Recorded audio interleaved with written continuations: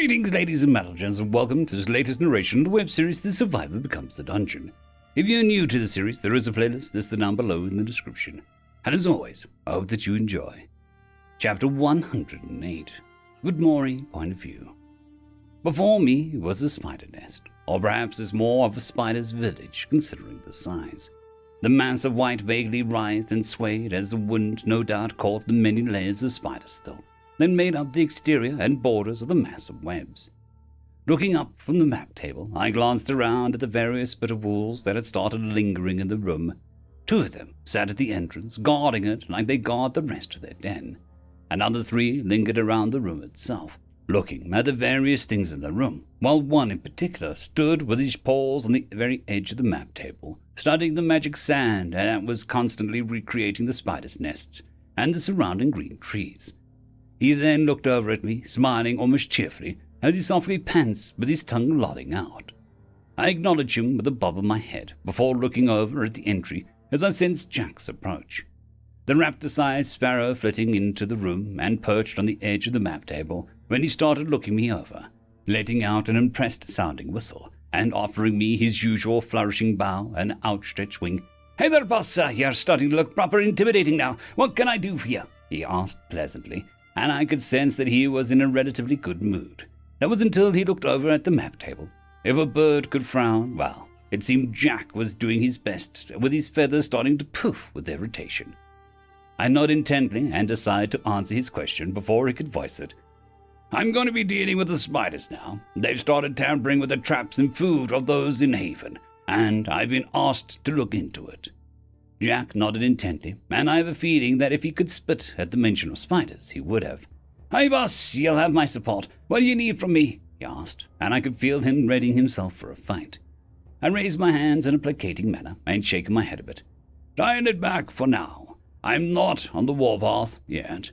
I then gestured at the spider's nest before looking back up at Jack. "I'm going to investigate and scout things out. See what things look like underneath all that web."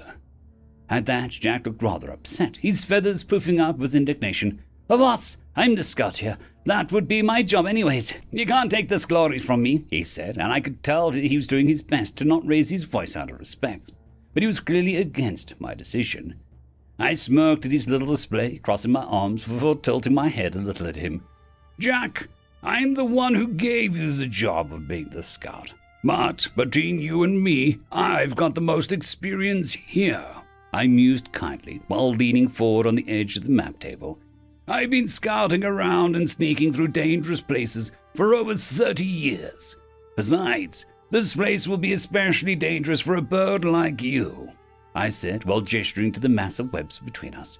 "Remember how Ururu said that you would have a hard time fighting the squirrels due to the high risk of crashing into tree branches and facing them in the home territory?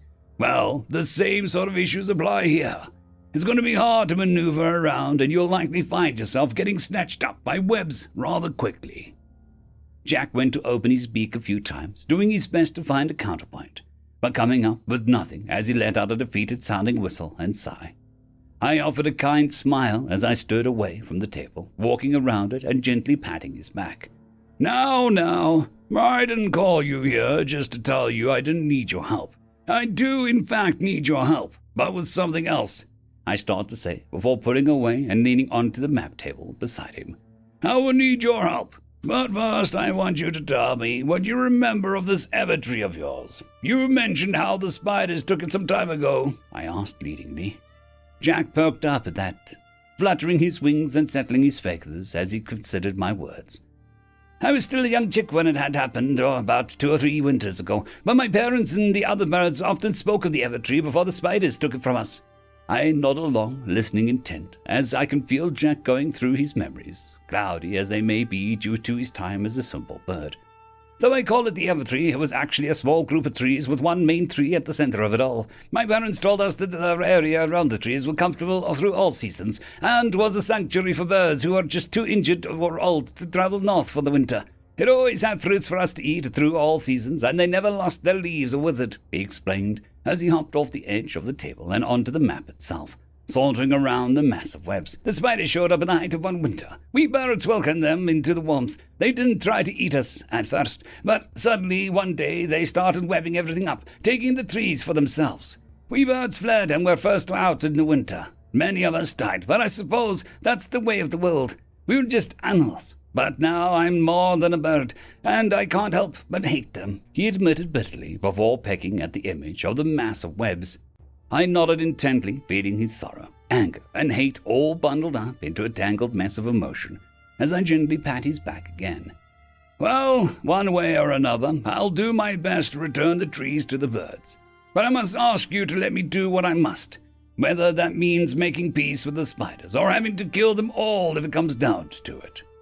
Jack looked up at me, and I could feel him wanting to argue against sparing the spiders. But then he considers what I've done with the squirrels and my words about wasting a life. He looked back at the mass of webs before slowly bobbing his head. "Aye, boss, I'll put my trust in you," he said softly. "Good man," I enthused before putting away. "Now then, I did say I still needed your help. As I don't know what to expect there, I want you and your birds to try and draw the spiders' attention as best you can. Take a squad and do your best to harry the spiders. Send as many attacks their way as you can, and do your best to stay out of their reach. Meanwhile, I'll enter from the other end of the nest and check things out. I'll try and find these Everfrees of yours and work out what we're dealing with." Jack blinked once before whistling with amusement. "I see, sure, boss. I can do that, no problem." His mood dramatically improved at the idea of getting to at least antagonize and mess with the spiders with my permission. It does make me wonder if he's antagonized them before, but I suppose that's neither here nor there right now. I flash a smile before bobbing my head. "All right, Jack, that's all for now. I'll see you soon." With that said, Jack dismissed himself and eagerly flew off. As I made my way out of the map room, the split of wolves had been loitering around the room were now sitting eagerly at attention, wondering if they needed to go get Lugosi and join me for this raid on the spiders. I smiled a little more, reaching out and giving their heads a gentle pat. "I appreciate the offer, but we don't need to come on too strong. Just go back to your duty, and if things escalate, I'll certainly call on you all." Their ears droop, though they do lean into my touch before dispersing as I made my way out of the den. Standing before the spider's nest, the image of it on the magic map didn't do it justice. Now I'm not particularly afraid of spiders, but seeing this absolute wall of dense webbing before me just sends all sorts of weird tingles and chills down my metaphorical spine. I definitely hesitate, but after another moment I drew my dagger and cut the webbing. Only a blade doesn't go very far and do much at all. That's not good. I take a moment to consider my next choice when I hear the sounds of the wind swirling around, and I could sense the skirmish kicking off at the other end of the nest. I don't have time to waste, and I need to get in and look around to see as much as I can see. Racking my mind on what I could possibly do to get through the webbing, I glance at my hand and suddenly remember that I have magic. Leaving the dagger in the webbing, I took a step back and held out my palm and did my best to imagine a flamethrower, more specifically, a gas flamethrower, rather than a liquid or gel. In the next moment, a spout of flame erupts from my hand as I trail a vertical line down and then back up the wall of webs. The webs melt away like thick sheet of polyester that was exposed to flames, giving off a fairly thick smoke as my dagger drops to the dirt, revealing the way inside. I scoop up the blade, clutching it to my offhand as I maintain a conjured fire in my right hand, imagining the flames as I simple torchlight until I need them to flamethrower again. Before me are more webs, but it's as if I can see multiple paths around me, the trees almost acting as the load-bearing columns that the spiders built their webs around. Strangely enough, or perhaps not strange at all, the floors are more completely free of webbing, allowing me to walk through mostly unimpeded as I make my way down the path straight ahead of me. I kept walking straight until I came across a branch in the path, with there being a left and right turn. For some reason, this place is starting to remind me of some kind of maze, and I don't like it. What are spiders doing making a maze? As much as I can appreciate a good maze, now is not the time for me to get lost wandering around the place. Instead of taking the left or right path, I decide to forge my own way as I aim my flaming palm at the wall of webs before me and burn it down like the last one. The thick webbing melts away once more, and another corridor of webs reveals itself, and I hurry along ahead. It isn't long until I start feeling eyes upon me. The saucers coming from relatively normal-sized spiders, or perhaps they're baby spiders if normal ones are those huge dog-sized critters. But they aren't trying to come after me, so I'll happily leave them alone. Glancing back behind me, I can tell that I've already crossed about 100 feet of the strange maze of webs. Something about this feels odd. There's too much intelligence behind this design. Though before I can ponder it much longer, I cross through another melted wall when I'm hit with a wave of energy, as if I've crossed some kind of threshold. More accurately, it feels like I've entered someone else's bubble. From what I've heard, the feeling is supposed to be oppressive and almost suffocating to us senses. At least, that's how it is for my beasts and sinners. But here, I feel just fine after the initial wave. Is it because I'm stronger than it, or something else? Whatever it is, I can't sense anything beyond the fact that there was something emitting this bubble. Closing my eyes to focus on the presence, it doesn't seem to be reacting to me. It hardly knows that I'm here, despite all the fire I've been throwing around. But I can sense it ahead of me. It's not all that far now. Maybe it was the sounds of battles in the distance, or maybe because I started feeling even more eyes starting to crowd around me. But I decided that I was through with burning down the wall one at a time. Sheathing my dagger, I take a step back and hold both my palms, conjuring a ball of fire in each one until I bring them together and aim at the source of the bubble around me. Before I knew it, I could feel a wicked grin on my face as I unleashed a massive spout of flames. More of the wall of webs melting away, as I also melted away the webbing of the ceiling above me, exposing the maze of webs to the open air as the thick smoke rises up into the sky. If I had a heart, it would have been pounding with exhilaration, as I couldn't help but relish in the literal and sheer firepower I was able to call down without needing any sort of fuel or tools. With that little display, I could sense all kinds of movement starting to converge on me, as both birds and spiders started heading my way. No time to waste then. Breaking out into a dash, I crossed through each melted threshold as the shadows of birds come in overhead, Jack and the others whistling out a cheerful war cries as they follow my lead. "So much for the scouting, boss! Ha ha!" Jack mused as he swooped in close before climbing higher again. "Yeah, I might have gotten a little carried away." I cross through a final threshold and enter into a round chamber that feels like it's in the middle of the spider's den. There, in the middle, is a pedestal of wood, web, and stone, and on it is a blue crystal just around the size of a cantaloupe. Only an entire quarter of it had been cracked and broken off, and I could sense the trickle of mana leaking from it. There was still light swirling within, but to me, it felt like it was in a deep sleep. From the other end of the chamber, an even more pitiful sight came into view, as what I can only describe as the top half of a teenage ballerina and the body of a spider came crawling forth before defiantly standing between me and the damaged core. However, she'd been clearly mangled at some point from what I could only guess was a fight several years ago. She had managed to move gracefully on 5 of what used to be 8 legs. Her left arm had been messily removed at the elbow, and the entire side of her face and right shoulder looked almost melted with scars of what was clearly fire damage. How she was alive was anyone's guess.